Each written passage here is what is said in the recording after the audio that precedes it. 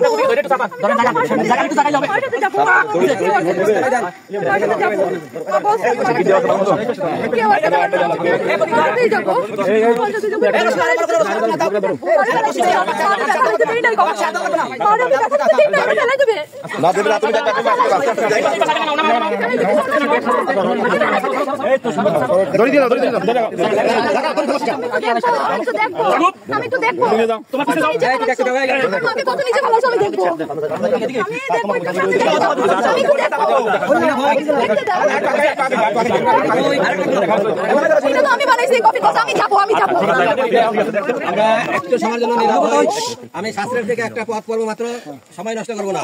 লেখা আছে আদি পুস্তক 3 অধ্যায় 19 পদ, তুমি ঘর্মাক্ত মুখে আহার করিবে যে পর্যন্ত তুমি মৃত্তিকায় প্রতিগমন না করিবে। তুমি তো তাহা হইতে গৃহীত হইয়াছ, কেননা তুমি ধূলি এবং ধূলিতে প্রতিগমন করিবে। কেননা তুমি ধূলিতে প্রতিগমন করিবে। আসুন আমরা প্রার্থনা করি।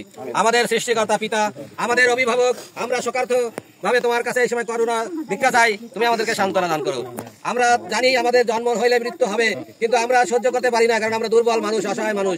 তাই তোমার শক্তি আমাদের খুবই প্রয়োজন। তুমি দয়া করে এই সময় স্বর্গ হইতে তোমার শক্তি আমাদেরকে দান করো। বিশেষ করে এই শোকার্ত পরিবারের আত্মীয় স্বজন যারা খুবই কষ্ট পাচ্ছে পিতা, তুমি দয়া করে তাদের আশীর্বাদ করো। তুমি তাদের দুঃখকে আশায় পরিণত করে দাও। তুমি তাদের আশীর্বাদ করো যেন তারা তাদের মায়ের আদর্শ, দিদিমার আদর্শ, স্ত্রীর আদর্শ প্রয়োগ করতে পারে, আবার স্বর্গধামে একসঙ্গে মিলিত হতে পারে এবং সেই দিনের সেই আনন্দ যেন তারা উপভোগ করতে পারে। তুমি দয়া করে প্রত্যেককে আশীর্বাদ করো। যতজন এখানে উপস্থিত হয়েছে, আত্মীয় স্বজন, প্রিয়জন, সহবিশ্বাসী, সহপাঠী, তুমি সবাইকে আশীর্বাদ করো, কারণ নাশরতীয় যিশুর নামে চাই।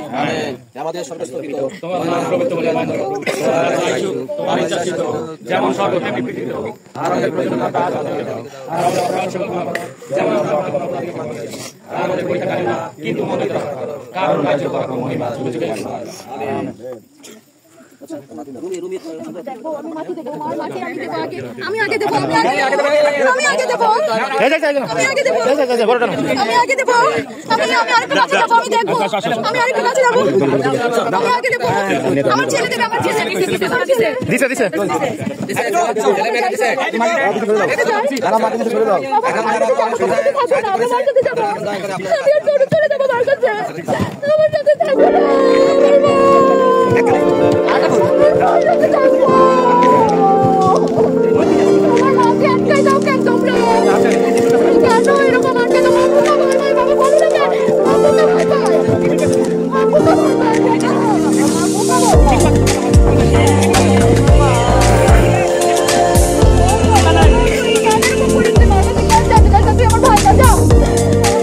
Thank you.